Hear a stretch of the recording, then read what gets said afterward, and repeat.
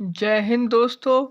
कैसे हैं आप सभी। मैं विश्नेश आप सभी का एक बार स्वागत करता हूं करंट अफेयर की क्लास में। दोस्तों, ये करंट अफेयर की क्लास में आर्थिक घटनाक्रम में चल रहा है। इसमें आज हम करने वाले हैं पोषक तत्व पर आधारित सब्सिडी। पोषक तत्व पर आधारित सब्सिडी, तो यह चर्चा में क्यों है ये देख लेते हैं। तो ये देखते हैं, प्रधानमंत्री की अध्यक्षता में केंद्रीय मंत्रिमंडल ने रबी सीजन 2022-23 अक्टूबर 2022 से 31 मार्च 2023 तक के दौरान नाइट्रोजन, फास्फोरस, पोटास, सल्फर जैसे विभिन्न पोषक तत्वों से युक्त फास्फेट पोटास उर्वरकों के लिए पोषक तत्व आधारित सब्सिडी की प्रति किलोग्राम दरों से संबंधित उर्वरक विभाग के प्रस्ताव को मंजूरी दे दी है। गौरतलब है कि सभी गैर यूरिया आधारित उर्वरकों को एनबीएस योजना के तहत विनिमय किया जाता है। वर्ष रुपए की प्रति kilogram nitrogen, phosphorus, potash, sulphur ये तालिका दे रखी है। तो इसमें रबी 2022-23 1 अक्टूबर 2022 से 31 मार्च 2023 तक nitrogen 98%, phosphorus 66.93%, potash 23.65 kilogram, sulphur 6.12 kilogram. इसके प्रमुख बिंदु कैबिनेट के फैसले से उर्वरकों एवं कच्चे माल की अंतर्राष्ट्रीय कीमतों में उतार चढ़ाव को अवशोषित करने में मदद मिलेगी और किसानों को रियायती सस्ती कीमतों पर उर्वरक को आसानी से उपलब्ध सुनिश्चित होगी।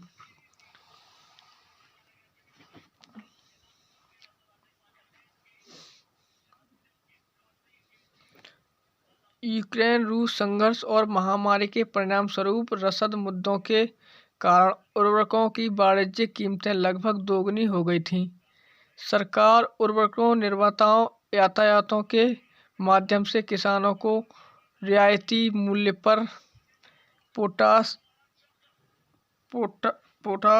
और के उर्वरकों के लिए यूरिया और 25 ग्रेड उर्वरक उपलब्ध करा रही है। पीके उर्वरकों पर सब्सिडी एनबीएस योजना द्वारा नियंत्रित की जा रही है।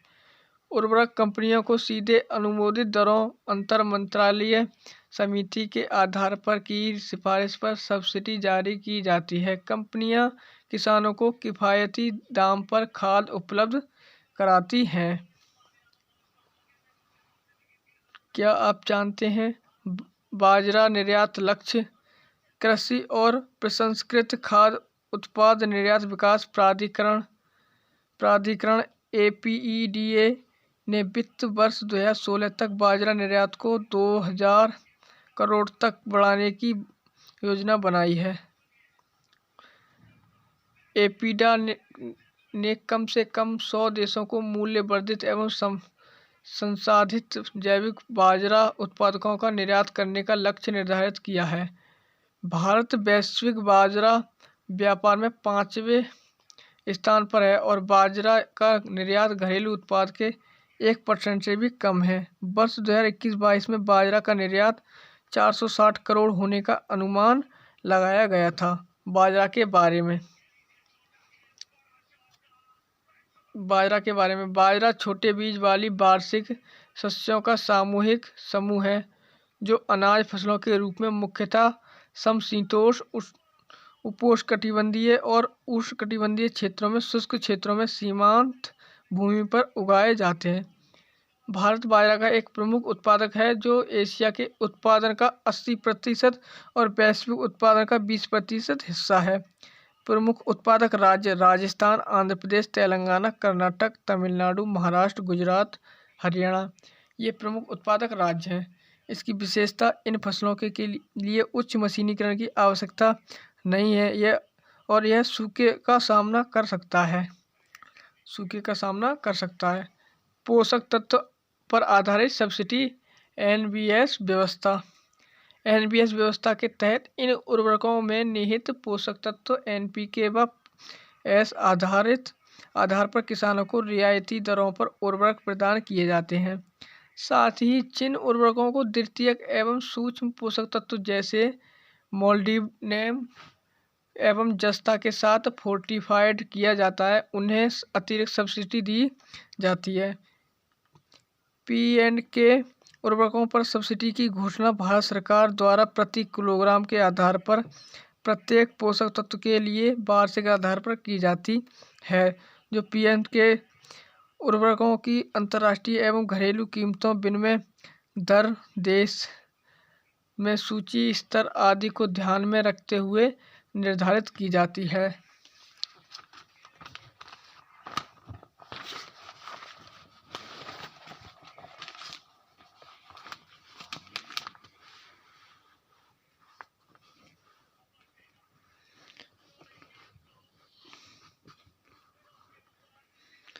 NBS नीति का उद्देश्य P&K उर्वरक की खपत में वृद्धि करना है ताकि NPK उर्वरकों का इष्टतम संतुलन NPK 4:1:1 हासिल किया जा सके।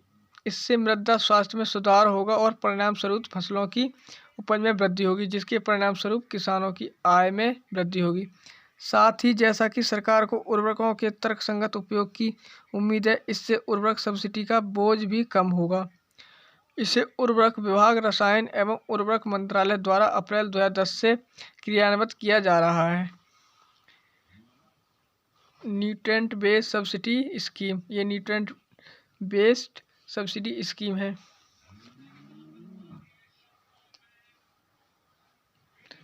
NBS से संबंधित मुद्दे। NBS से संबंधित मुद्दे उर्वरकों की कीमतों में असंतुलन। चूंकि यूरिया योजना में शामिल नहीं है, इसलिए कीमत अभी भी नियंत्रित में है, क्योंकि NBS केवल उर्वरकों पर लागू किया गया है। यूरिया के अलावा अन्य उर्वरक की कीमत में असंतुलन है। तकनीक रूप से अन्य उर्वरकों के लिए कोई मूल्य विनिमय नहीं है। अन्य गैर विनिमयित उर्वरकों की बढ़ती लागत के कारण किसान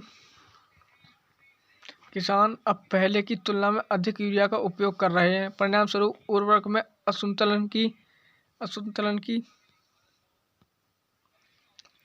स्थिति और भी बदतर हो गई है। अर्थव्यवस्था और पर्यावरण पर प्रभाव। खाद्य सब्सिडी के बाद उर्वरक सब्सिडी दूसरी सबसे बड़ी सब्सिडी है। NBS नीति न केवल अर्थव्यवस्था की वित्तीय स्थिति को नुकसान पहुंचा रही है, बल्कि देश में मृदा स्वास्थ्य के लिए भी हानिकारक साबित हो रही है। कालाबाजारी। सब्सिडी वाली यूरिया को थोक खरीदारों, व्यापारियों या यहाँ तक कि गैर कृषि उपयोगकर्ताओं जैसे कि प्लाईवुड एवं पशु चारा निर्माताओं को दिया जा रहा है। इसकी तस्करी बांग्लादेश और नेपाल जैसे पड़ोसी देशों में की जा रही है। कृषि क्षेत्र के तकनीक की भूमिका। हाल ही में केंद्र सरकार ने वर्ष 2023 से फसल बीमा योजना के लिए प्रौद्योगिकी का उपयोग करने का निर्णय लिया ताकि समय पर निपटारा किया जा सके। कृषि एवं किसान कल्याण मंत्रालय ने CS मूर्ति के तहत 2 समितियां का गठन किया। प्रौद्योगिकी आधारित फसल उपज अनुमान के राष्ट्रीय व्यापी कार्यान्वयन के लिए, मौसम डेटा बुनियादी ढांचे के मानकीकरण और सुधार के लिए। इस समिति को प्रस्तावित weather information network data system के निर्माण में मदद करने का भी काम सौंपा गया है, जिसके तहत पूरे देश में ऑटोमेटिकली वेदर स्टेशन AWS और ऑटोमेटिक रेन गेज ARG की एक प्रणाली लागू की जाएगी। इस निर्णय का महत्व। इस निर्णय से फसल के नुकसान क्षति के आकलन में देरी कम होगी और किसान द्वारा बीमा दावों का समय पर निपटान सुनिश्चित हो सकेगा। टेक्नोलॉजी इन्फ्यूजन से ड्रोन का उपयोग करने में लगने वाले समय को घटाने में मदद मिलेगी और उपग्रह मानचित्र के माध्यम से उपज का अनुमान अधिक सटीक होगा। फसल बीमा योजना से संबंधित मुद्दे। उपज के आकलन में देरी के कारण फसल क्षति का देर से आकलन तथा बीमा कंपनियों द्वारा दावों को स्वीकृति में देरी। कुछ राज्य द्वारा प्रीमियम सब्सिडी में अपना हिस्सा देर से जारी करना। बीमा कंपनियों एवं राज्यों के बीच उपज संबंधी विवाद। कुछ किसानों आदि के खाते के विवरण को प्राप्ति न होना आदि। चलिए आज का देख लेते हैं संभावित प्रश्न क्या है। आज का संभावित प्रश्न है, पोषक तत्व आधारित सब्सिडी NBS के बारे में टिप्पणी करते हुए इससे संबंधित मुद्दों पर विस्तार से चर्चा कीजिए। साथ ही कृषि क्षेत्र में तकनीकी भूमिका, का उल्लेख कीजिए। ये आज का क्वेश्चन है, इसके बारे में आप कुछ लिख सकते हैं तो लिखिएगा। चलिए आज की क्लास यहीं तक है, मिलते हैं अगली क्लास में। अगली क्लास में हम करेंगे अंतर्राष्ट्रीय संबंध से करेंगे, जिसमें हम पहला G20 शिखर सम्मेलन हमारी क्लास रहेगी। चलिए धन्यवाद, जय हिंद।